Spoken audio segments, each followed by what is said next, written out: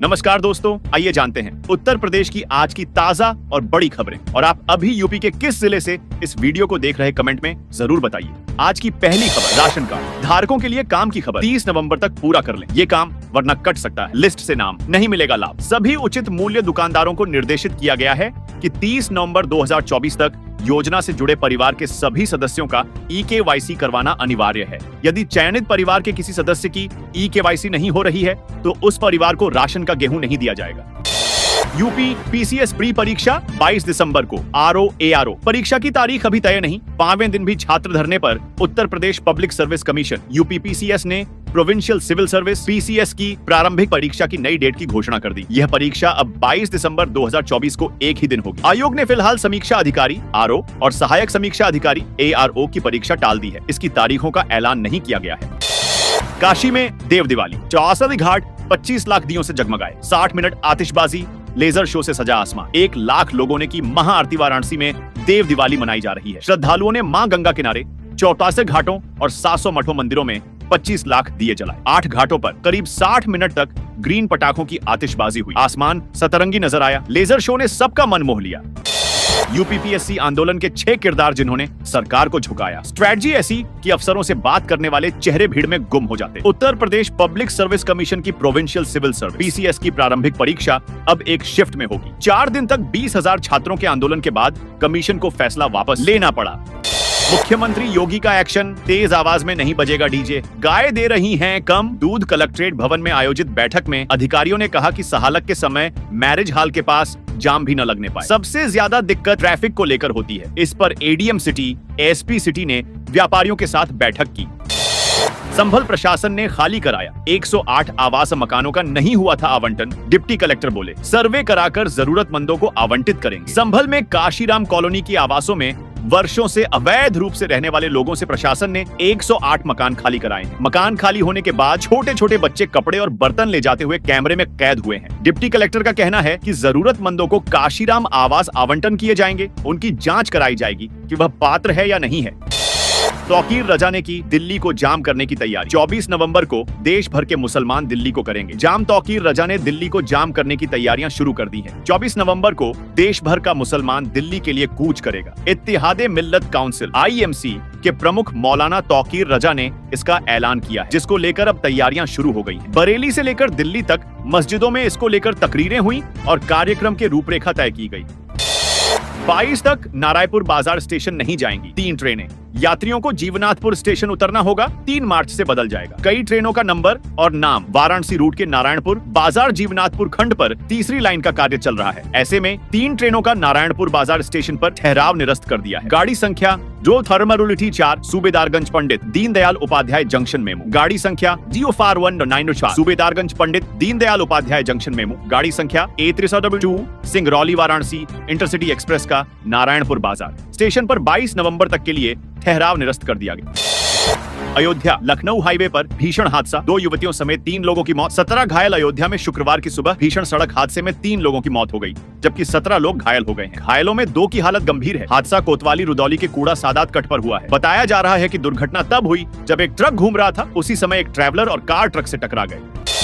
योगी सरकार ने एक पल में माफ कर दिया टोल टैक्स। अब टोल प्लाजा में नहीं देने होंगे पैसे। उत्तर प्रदेश की योगी सरकार ने बड़ा फैसला दे दिया है, जिससे लोगों ने राहत की सांस ली है। योगी सरकार ने टोल टैक्स माफ कर दिया है। कर्मचारियों पेंशनर्स को M का तोहफा, महंगाई भत्ता बढ़ा। 3 महीने के एरियर का भी लाभ। नवंबर से खाते में बढ़कर आएगी सैलरी पेंशन। नीतीश कुमार सरकार ने उपचुनाव के वोटिंग के बाद सरकारी कर्मियों और पेंशनरों के महंगाई भत्ता में 3% की बढ़ोतरी का फैसला किया है। गोरखपुर के खोराबार थाने पर किन्नरों का जमकर हंगामा। साथी किन्नर की हत्या से है नाराज, हत्यारे की गिरफ्तारी की मांग पर अड़े। किन्नर गोरखपुर में शुक्रवार किन्नरों ने खोराबार थाने पर जमकर हंगामा किया। काफी अधिक संख्या में किन्नर थाने का घेराव करने पहुंच गए और हंगामा करने लगे। वे अपने साथी किन्नर अमित उर्फ काजल की हत्या से नाराज हैं। साथी किन्नर काजल के हत्यारे की गिरफ्तारी की मांग कर रहे हैं। यातायात पुलिस ने ट्रैफिक नियमों के प्रति किया जागरूक पालन करने की दिलाई शपथ। जौनपुर में 1294 वाहनों का किया चालान। जौनपुर में यातायात माह नवंबर 2024 के तहत शुक्रवार को यातायात जागरूकता अभियान का आयोजन किया गया। इस दौरान शहर के प्रमुख चौराहों पर लोगों को यातायात नियमों के प्रति जागरूक किया गया और उन्हें यातायात नियमों की शपथ दिलाई गई। गन्ना किसानों के लिए खुशखबरी, इस दिन से 37 क्रय केंद्रों पर शुरू हो जाएगी तौल। 48,000 किसानों को मिलेगा लाभ। गन्ना किसानों के लिए खुशखबरी है। अकबरपुर चीनी मिल 16 नवंबर से 37 क्रय केंद्रों पर तौल शुरू करेगी। इससे क्षेत्र के 48,000 किसानों को लाभ मिलेगा। यूपी बोर्ड 78 परीक्षा केंद्रों के लिए आई। 103 आपत्तियां सत्यापन के बाद जारी होगी। फाइनल सूची हाथरस में। यूपी बोर्ड के प्रस्तावित परीक्षा केंद्रों पर आपत्तियां व प्रत्यावेदन लिए जाने की अंतिम दिन कुल 103 आपत्तियां व प्रत्यावेदन आए हैं। जिले में कुल 350 स्कूलों में से कुल 78 स्कूलों को परीक्षा केंद्र बनाया गया था। अखिलेश बोले, डिप्टी सीएम ही योगी की सुरंग खोद रहे इंतजार में हैं, कैसे कुर्सी छीने, बटेंगे तो कटेंगे। अंग्रेजों से सीखा सपा प्रमुख अखिलेश यादव ने अलीगढ़ के बाद मैनपुरी में रैली की। करहल में कहा एक डिप्टी सीएम है, उनको पता चला कि सभा में कोई नहीं आ रहा तो सभा ही कैंसिल कर दी। बीजेपी की ओर कदम बढ़ाइए, बाल बांका नहीं होगा। मुरादाबाद में ब्रजेश पाठक का मुस्लिमों से वादा। डिम्पल बोली, हम डरेंगे नहीं, लड़ेंगे यूपी में। विधानसभा उपचुनाव की वोटिंग में अब सिर्फ 5 दिन बचे हैं। चुनावी सरगर्मी तेज हो गई है। डिप्टी सीएम ब्रजेश पाठक मुरादाबाद के कुंदरकी में भाजपा प्रत्याशी रामवीर सिंह ठाकुर के समर्थन में आयोजित मुस्लिम सम्मेलन में पहुंचे। कहा, सपा ने हमेशा मुस्लिमों का इस्तेमाल किया, बदले में मुस्लिम समाज को कुछ भी नहीं दिया। यूपी में कोहरा, कानपुर में 6 गाड़ियां टकराई। धुंध की चादर में लिपटा राम मंदिर। ताजमहल दिन में लाइट जलाकर चले वाहन। यूपी में शुक्रवार को सीजन का पहला घना कोहरा छाया। कानपुर में घने कोहरे के चलते नेशनल हाईवे पर 6 गाड़ियां आपस में टकरा गई। हादसे में 3 लोग घायल हो गए। उत्तराखंड के रुड़की में भी कोहरे के चलते स्कॉर्पियो हाईवे पर पलट गई। हादसे में मेरठ के 4 लोगों की मौत हो गई। शामली की सड़कों पर कूड़ा कचरा खा रहे गोवंश लोग बोले, देखभाल के लिए भारी रकम खर्च की जा रही मगर कोई सुधार नहीं दिख रहा। शामली की सड़कों पर दर्जनों लावारिस और भूखे गोवंश कूड़ा कचरा खाते हुए नजर आ रहे हैं। इनकी यह दुर्दशा देखकर ऐसा प्रतीत होता है। यूपी में 20 नवंबर को अवकाश घोषित। यूपी में बंद रहेंगे स्कूल और कॉलेज। 20 नवंबर को यूपी की 9 विधानसभा सीटों पर उपचुनाव है, जिसे देखते हुए स्कूल बंद रहेंगे। हालांकि 20 नवंबर को पूरे यूपी में स्कूल बंद नहीं रहेंगे। 20 नवंबर को इन जिलों में बंद रहेंगे स्कूल। ऐसे में मैनपुरी, कानपुर शहर, मुरादाबाद, गाजियाबाद, फूलपुर, प्रयागराज, मिर्जापुर, अंबेडकर नगर, अलीगढ़ और मुजफ्फरनगर जिलों के स्कूलों में छुट्टी रहेंगी। बाकी जनपदों में रोजाना की तरह ही स्कूल खुले रहेंगे। नए साल में 115 आईएएस अफसरों को मिलेगा प्रमोशन का तोहफा। प्रमुख सचिव और अन्य पदों पर होंगे। नियुक्त प्रमोशन से बदलेगी जिम्मेदारियां। यूपी के जिलों के डीएम सहित कई आईएएस अधिकारियों को नव वर्ष में उच्च पद की सौगात। शहरों को जाम से निजात दिलाने के लिए यूपी में सैटेलाइट बस स्टेशनों की योजना शहर के बाहर बनेंगे। नए ट्रांसपोर्ट हब यूपी परिवहन विभाग ने प्रमुख शहरों में जाम की समस्या से राहत देने के लिए शहर के बाहर सैटेलाइट बस स्टेशन बनाने का प्रस्ताव दिया है, जिससे यातायात में सुधार होगा और शहर वासियों को राहत मिलेगी।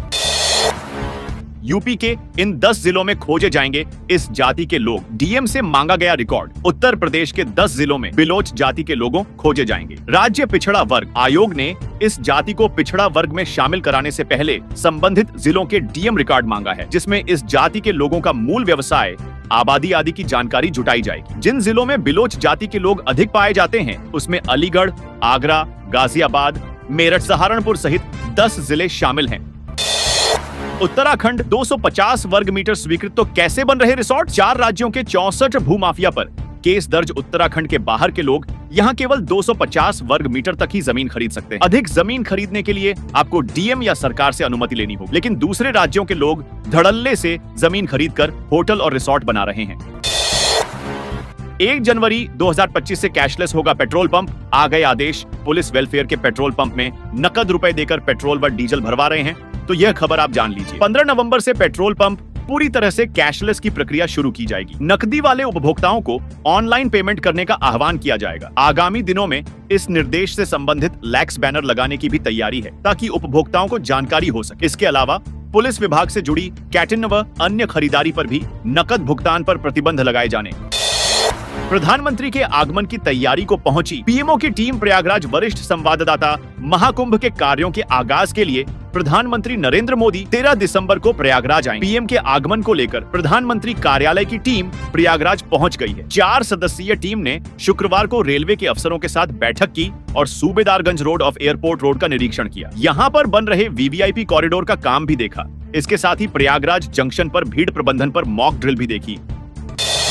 ऑफिस जाने की नहीं पड़ेगी, अब जरूरत घर बैठे कर सकते हैं अप्लाई। अगर आप भी विदेश यात्रा करने का सपना देखते हैं तो आपके पास पासपोर्ट होना जरूरी है। पासपोर्ट का इस्तेमाल कई जगह पर आईडी कार्ड के लिए भी किया जाता है। बिना पासपोर्ट के आप दूसरे देश नहीं जा सकते हैं। आज के समय में पासपोर्ट बनाना काफी आसान हो गया है।